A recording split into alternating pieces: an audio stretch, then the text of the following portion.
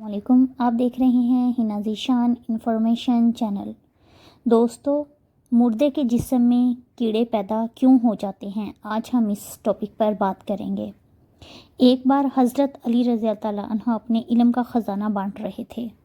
دوستو، یعنی ایک محفل میں لوگوں کو خطبہ دے رہے تھے تو ایک شخص اٹھا اور آپ سے سوال کرنے لگا کہ اے علی، ایک سوال مجھے بہت پریشان کرتا ہے، کیا آپ اس کا جواب دے کر میری پریشانی دور کر سکتے ہیں کہ اگر اللہ تعالیٰ ہم سے اتنی زیادہ محبت کرتے ہیں تو ہمارے مرنے کے بعد ہماری میت میں کیڑے کیوں پیدا ہو جاتے ہیں؟ اللہ اپنے پیارے بندوں کے جسم میں کیڑے کیوں ڈال دیتے ہیں؟ مردہ جسم کے ساتھ آخر ایسا سلوک کیوں ہوتا ہے؟ ہم جن چہروں سے محبت کرتے ہیں ان چہروں کو کیڑے کھا جاتے ہیں، ان میں کیڑے پیدا ہو جاتے ہیں۔ یہ دکھ مجھے بہت رلاتا ہے، بہت پریشان کرتا ہے۔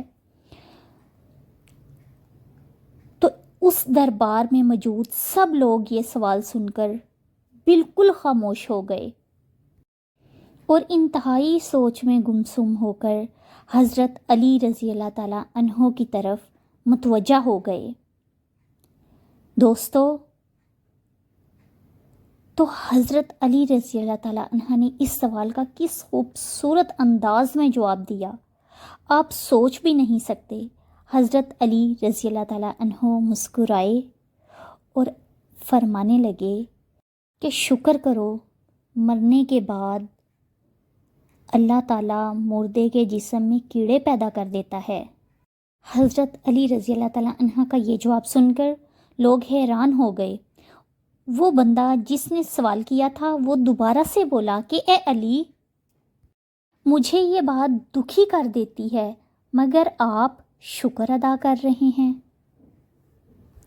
اور شکر کرنے کا بول رہے ہیں، کیا وجہ ہے؟ تو حضرت علی رضی اللہ تعالیٰ عنہ نے جواب دیا کہ اے انسان، اگر اللہ مرنے کے بعد انسان کے جسم میں کیڑے پیدا نہ کرتے تو لوگ مردے کو دفنانے کی بجائے انہیں اپنے گھروں میں سجانا شروع کر دیتے اور فتنے میں پڑ جاتے، اور جیسے جیسے وقت گزرتا تو ان لوگوں کی لاشوں کی بے حرمتی ہونے لگ جاتی اور آنے والی نسلیں ضرورت پڑنے پر اپنے بزرگوں اور اپنے گھر میں موجود لاشوں کے عذاب بیچ دیتے۔ اور اللہ تعالیٰ اپنے بندے سے اتنی محبت کرتا ہے کہ اس نے یہ خوبصورت نظام بنا دیا تاکہ اس کی پیاری مخلوق کی مرنے کے بعد بھی بے حرمتی نہ ہو سکے۔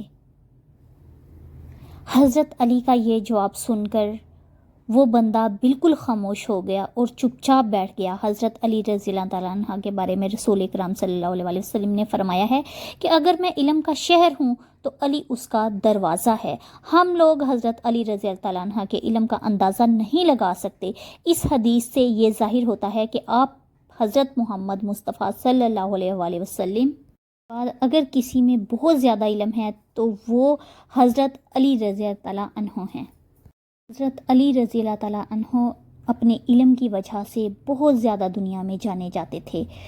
دور دور کے علاقے میں بڑے بڑے فیصلے کروانے کے لیے لوگ اور بڑے بڑے مسائل لے کر حضرت علی رضی اللہ تعالیٰ عنہ کو بلایا جاتا تھا اور ان کی بات پر عمل کیا جاتا تھا، کیونکہ عرب کے لوگ اس بات پر بہت زیادہ اعتماد کرتے تھے کہ حضرت علی رضی اللہ تعالیٰ عنہ کو اللہ کی طرف سے جو علم بخشا گیا ہے تو وہ اس علم کی وجہ سے ہر مسئلے کا حل بہترین انداز میں نکال سکتے ہیں اور وہ ہر فیصلہ عدل اور انصاف پر کرتے ہیں۔